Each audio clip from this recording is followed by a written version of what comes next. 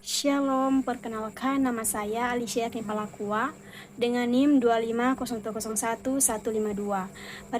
Pada kesempatan kali ini saya akan memenuhi tugas UAS dari Mner Mardes dan Limawikere, yaitu tentang membahas kembali Gereja Katolik pada abad ke-16 sampai ke-19. Gereja Katolik pada abad ke-16 hingga pada abad ke-19, periode ini merupakan salah satu masa yang paling penting dalam sejarah kekristenan karena terjadi berbagai perubahan besar baik di dalam tubuh gereja Katolik sendiri maupun dalam hubungannya dengan dunia.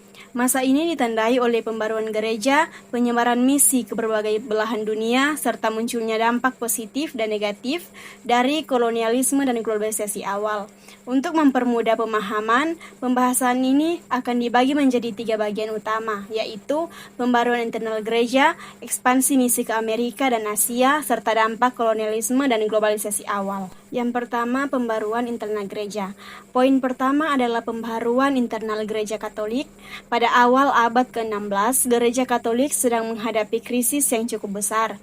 Banyak umat mulai mempertanyakan kehidupan sebagian pemimpin gereja yang dianggap telah menyimpang dari ajaran Kristus.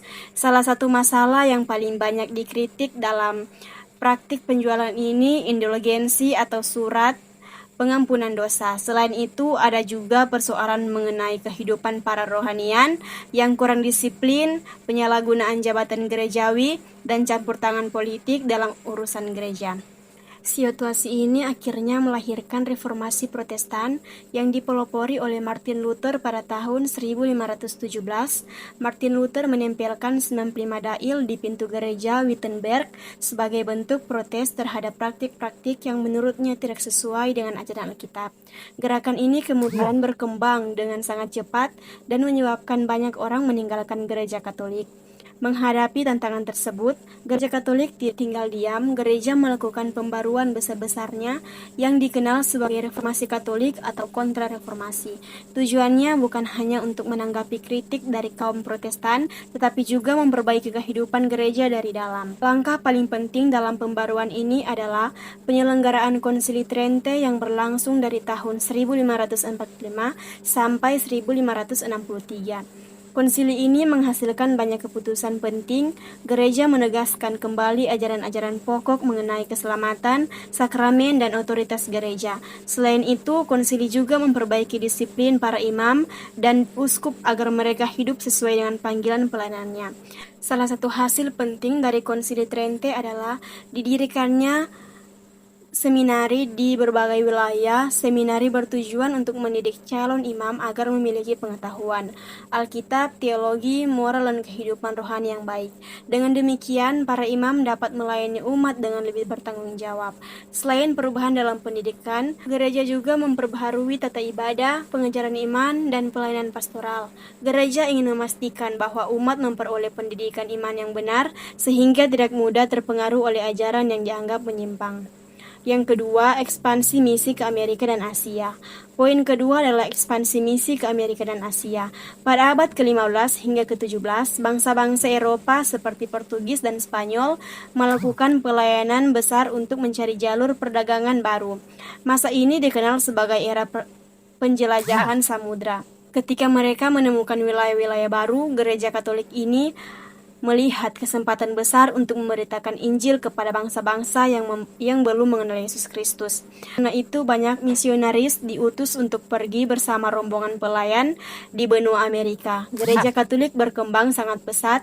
Banyak gereja, sekolah, rumah sakit, dan lembaga sosial didirikan. Agama Katolik kemudian menjadi agama mayoritas di banyak negara Amerika Latin seperti Meksiko, Brasil, Peru, Argentina, dan Kolombia. Di Asia, penyebaran Injil juga mengalami perkembangan yang sangat besar. Tokoh yang paling terkenal adalah Santo Franciscus Xavierus. Beliau melakukan perjalanan misi ke India, Sri Lanka, Malaka, Kepulauan Maluku, Jepang, dan berusaha masuk ke Cina. Walaupun beliau meninggal sebelum berhasil masuk ke Cina, semangat pelayanannya menjadi inspirasi bagi banyak misionaris berikutnya. Di Indonesia sendiri, pelayanan Franciscus Xavierus sangat berpengaruh, khususnya di wilayah Maluku. Beliau membaptis banyak orang, mendirikan komunitas Kristen, mengajarkan anak-anak, dan memperkuat kehidupan iman masyarakat. Selain Franciscus Xavier, Masih juga banyak misionaris lain yang datang ke Asia. Mereka tidak hanya berkhotbah, tetapi juga membangun sekolah, membangun rumah sakit, mengembangkan pendidikan, membantu masyarakat miskin, menerjemahkan kitab-kitab ke bahasa lokal, mempelajari adat istiadat setempat. Pendekatan ini membuat Injil lebih mudah diterima karena masyarakat merasa dihargai. Tantangan dalam pelayanan misi, meskipun penyebaran Injil berkembang pesat, para misionaris menghadapi banyak tantangan ketika harus menempuh perjalanan berbulan-bulan menggunakan kapal layar. Banyak yang meninggal karena penyakit, badai laut, atau kekurangan makanan. Mereka juga harus mempelajari bahasa baru yang sangat berbeda dengan bahasa Eropa. Di beberapa daerah, mereka mengalami penolakan bahkan penganiayaan karena masyarakat belum mengenal kekristenan. Namun demikian, semangat mereka tidak pernah padam karena mereka percaya bahwa memberitakan Injil merupakan amanat agung Yesus Kristus dalam Matius 28 ayat 19-20. Pengorbanan para misionaris inilah yang menjadi dasar perkembangannya gereja Katolik di berbagai negara hingga saat ini. Yang ketiga, dampak kolonialisme dan globalisasi awal. Poin ketiga adalah dampak kolonialisme dan globalisasi awal. Kita tidak bisa membahas sejarah gereja Katolik pada abad ke-16 sampai ke-19 tanpa membahas kolonialisme. Kolonialisme adalah sistem penjajahan yang dilakukan bangsa-bangsa Eropa terhadap wilayah lain demi memperoleh kekayaan, kekuasaan, dan sumber daya alam. Dalam praktiknya, penyebaran agama sering berjalan bersamaan dengan kepentingan politik kolonial. Di satu sisi, kolonialisme memberikan kesempatan bagi para misionaris untuk menjangkau daerah-daerah baru.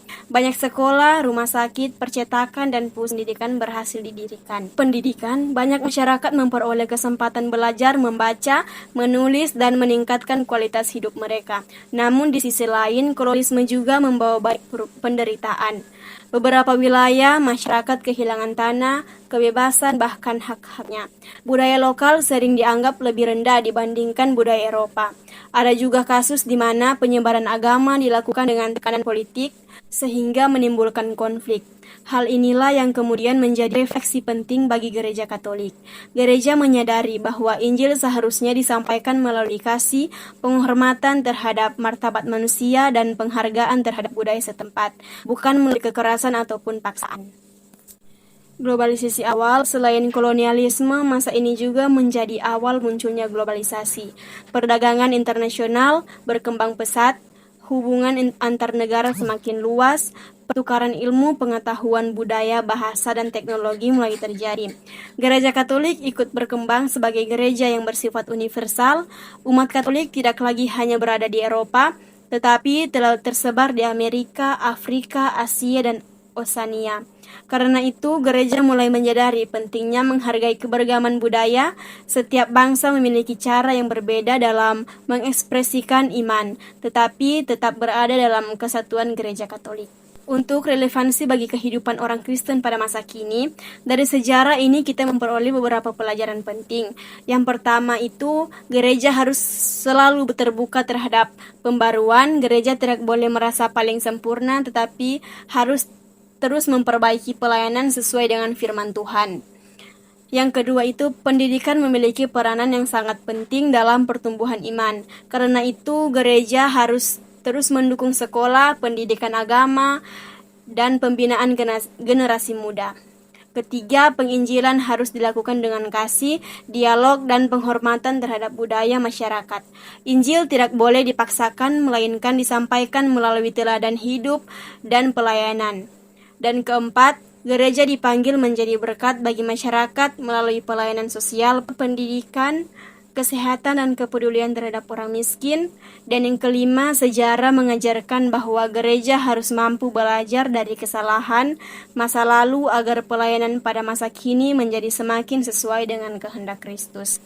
Dan kesimpulan yang saya ambil dari pembahasan ini adalah bahwa pada abad ke-16 hingga ke-19 merupakan masa yang sangat menentukan bagi perkembangan gereja Katolik. Pada masa ini, gereja melakukan pembaruan internal melalui Konsili Trente dan Reformasi Katolik, memperluas pelayanan misi ke Amerika dan Asia melalui para misionaris, serta menghadapi tantangan besar akibat kolonialisme dan globalisasi awal. Walaupun perjalanan sejarah tidak selalu sempurna, Gereja Katolik berhasil bertahan, berkembang, dan menjadi salah satu komunitas Kristen terbesar di dunia.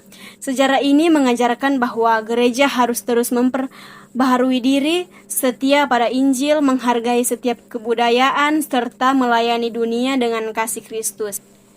Dan demikian pembahasan yang dapat saya sampaikan. Terima kasih dan shalom.